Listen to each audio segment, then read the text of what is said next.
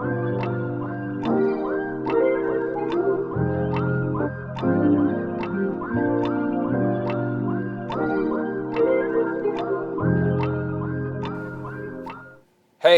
welcome back to the intersection and another episode of the South by East podcast where we discuss the scriptures, music, the culture, and everything in between. On today's conversation, we're talking about how to prep for hard conversations. Man, we are in a jam-packed time. Brail, if I had my choice, I would move election day away from November because it's just too close to holiday. We need to find a month like Thanksgiving and Christmas. Everybody's That's sitting what I'm around the saying. table. I ain't thankful for nothing. I ain't thankful for nothing. All y'all suck. What was that you said? And so I'm trying to think of a period of year that we can put it in that would be a little bit better. Valentine's is a fake day anyway, so we could put it in February. We could put it in February. Honestly, it just make people be honest about maybe their relationships. Maybe we need to put it closer to Easter. Then people will be forced to forgive me.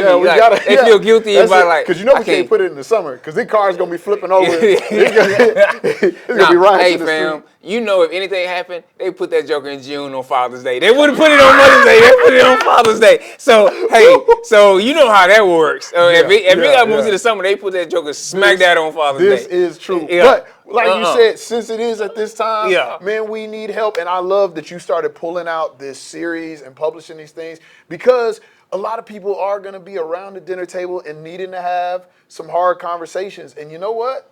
Sometimes it's better to have the conversation than to ignore that conversation. But how do we do that? I want to give credit. I've read a couple of books that are just good. One of the books was Collaborating with the Enemy. Another one was In the Stalemate. I also finished Exiles by Preston Sprinkle. And then there was a couple of other books. There was one more, a couple of others in there. But those are some of the things that kind of shaped some of these things. I recommend them. Not saying that I endorse every thought they had in the book, but I thought they were really good. Just kind of breathing spots or spots to kind of help you consider some of your thoughts and how you approach some of these conversations and get going. That's great. So we'll make sure that we link those books in the show notes, as well as a link to our Facebook page if you're on one of the other platforms. So you can check that out and you can join the conversation with us. So I'm going to jump into day one, and we'll just run through some of these with a little bit of commentary on them as we get it in. Day one was identifying snap judgments. It says we all carry biases and stereotypes that can cloud our judgment. Challenge: write down your immediate thoughts when you hear terms like liberal, conservative, activist, or traditionalist. And then reflect. How might these snap judgments affect your conversations? And then it gives an action step. It says commit to approaching others with an open mind this week. Man, I think that's some good stuff, and that's really important. Man, I can tell you, I have a buddy, shout outs to Bobby and Lake Jackson.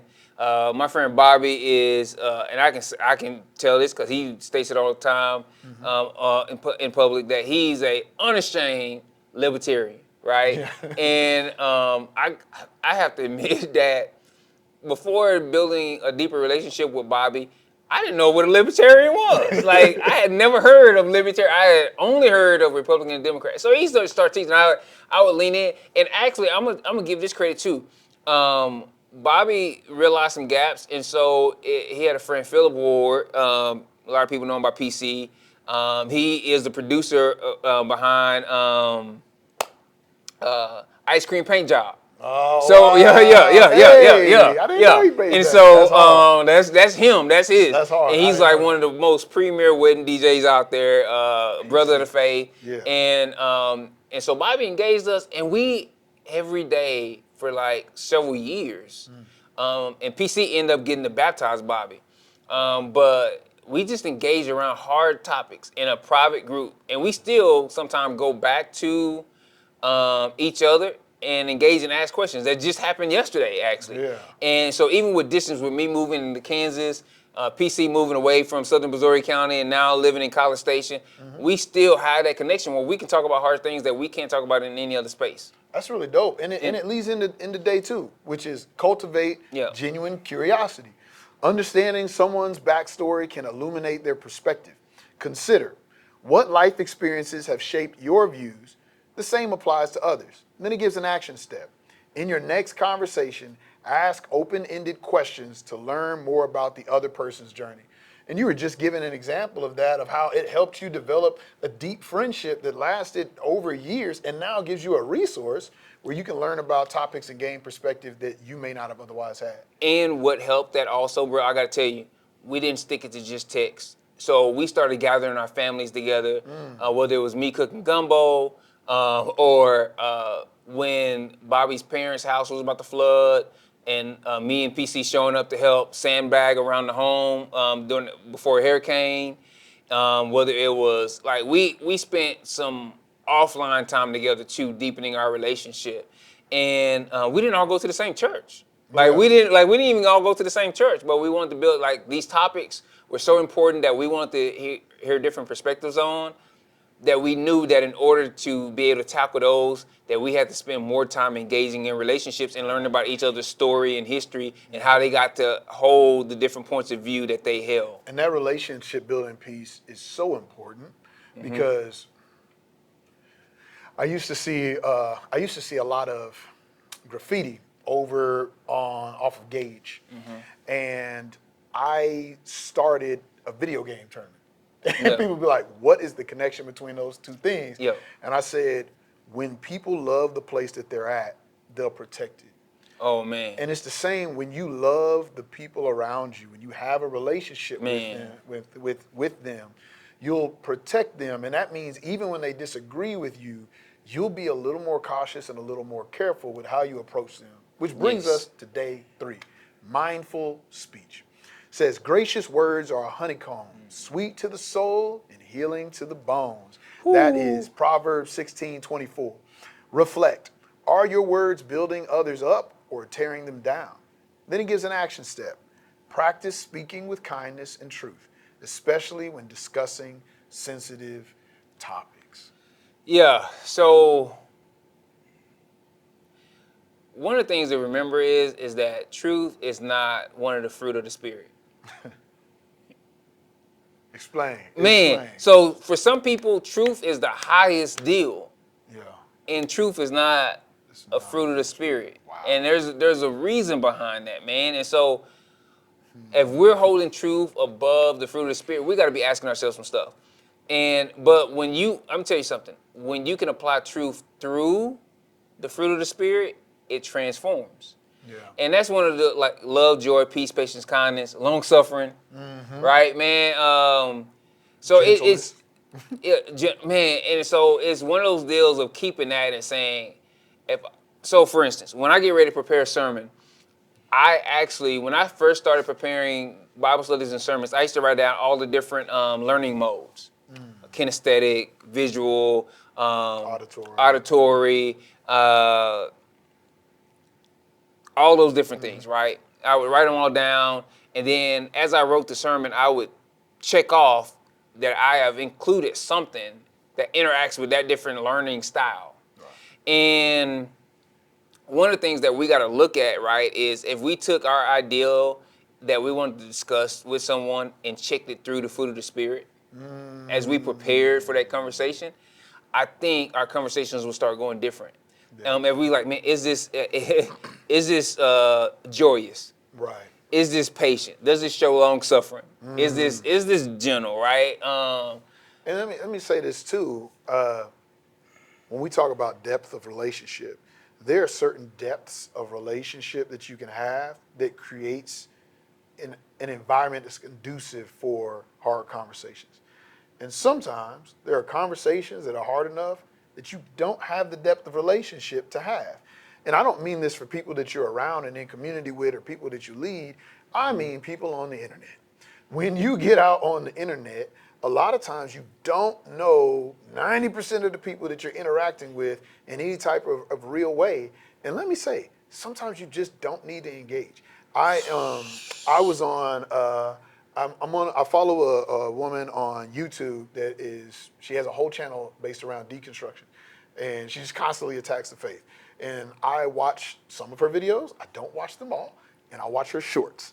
But But I've checked out enough of her videos to know what she's about, and I usually give her a chance, and I'll engage in that comment section. And the other day, boy, you better than me. Oh man, God builds us all different. But the other day I hopped on because she was talking about Christian nationalism and like, do you think it's a threat or not? And I started speaking from a Christian's perspective. I was like, hey, here's how I feel as a Christian about this and what I think should be important and where I see there are gaps and where things could be dangerous and how we can work together on engaging people in that. And I got some good responses back.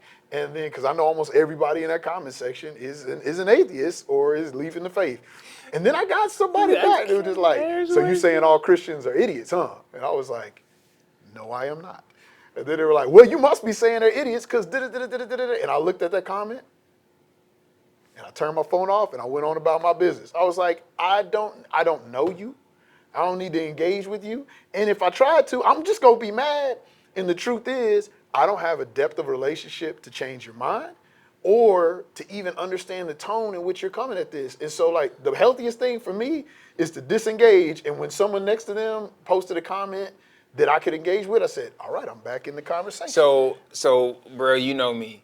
Bro, rarely, it has to be probably on my own wall before I engage in comments, bro. You know, like I am not jumping that is healthy in. for you. Yes, you know I am not jumping in comments, bro. You so brave, bro. You know I'm not jumping in comments. I'll see something, and if it's too, I'm like, you know what? Nope. I am just gonna snooze that right now, and I'm just gonna keep rolling because I cannot engage. Now, if I have a depth of relationship with that person, I'll invite them into a conversation. Yep. And everybody doesn't have to be privy to that. Yeah. Yeah, bro. You're breeding an environment around you that produces peace. And that is one of the fruit of the Spirit, which our next day 4 says, embrace spiritual disciplines. Yeah. Just as athletes train their bodies, we must train our hearts. Consider how can prayer, meditation, or fasting prepare you for tough conversations? And there's an action step. Dedicate time each day this week to a spiritual practice that centers you. This is so important, man. This time of the year, we've shared with the body and some people that are around us, I suffer from seasonal affective disorder. And so I'll start to feel more depressed and have a lot of negative emotions, a lot of nihilism comes on into my mind. And so in order to combat that, I need to go to bed early. I need to drink more water. And I need to engage in things that keep me physically active and mentally alert. And so early in the morning, a couple months ago, before it got real cold, I started going out at 6 a.m., started reading the word. I would listen to whatever we were studying as a church, and it would get my mind right. And then I would write, because writing is, when I write about what I'm thinking and what's impacting me, it helps me internalize it. And the act of sharing that and engaging with other people builds me up both spiritually and mentally. Yeah. And so I started doing those things, and that has protected me a lot. As the depression and other things came on, I continued in those rhythms, and it has helped me to have not as much patience as I usually have, but a lot more patience than I know I normally would in a cold November. Man, and this is about to be the churchiest answer of all time. I'm ready. Jesus. When I first The Prince of Egypt. So I actually have about 4 different devotionals that I hit first thing in the morning, like eyes open, and there's like 4 different devotionals, bro, like that I hit, like no joke. Like there's 4 different devotionals, and then I have a list of people that I pray with every day. Yeah, I have maybe said good morning to my wife at this point, where I have hit scripture, and then I have a list of people that I pray with every day that I send scripture and prayer to start my day every morning.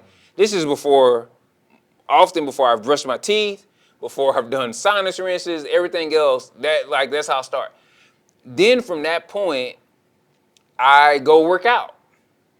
I go and be physically active and work out, and that's a part of my deal. And then, like, a lot of times that tunes in my mind and changes my heart enough to where I can start interacting. So I get back home, my kids are up by this time, I'm able to interact with them in a different way. I've processed a lot of the hard problems in conversations and prepared for hard conversations that I need to have that day as a leader, because I'm gonna tell you something. When you're a leader, hard conversations don't happen every once in a while or once a week. You can't pull them all, like, often. It's like, what hard conversation I have today? And there's a book I read that really helped me. Two books, actually, I highly recommend. The one is called Eat the Frog. And then the other one is Chop Wood, Carry Water. And it just talks about putting your hardest thing up first. And so when I have hard conversations, normally, or a hard email communication, that's going to be the first thing I hit that day. I don't put it to the end of the day to dread it all day, because it'll take my mind away from the other things I need to work on. So my hardest tasks are the things I work on often before the rest of the staff gets into the office. And often before I've even hit the office, I already have it down. And kind of where I'm going with some things. Right. And then I get breakfast. I eat almost the same breakfast almost every day.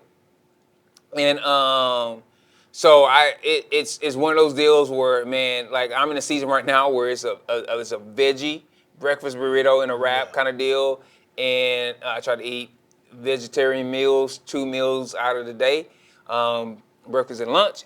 So those are kind of some of my rhythms, right?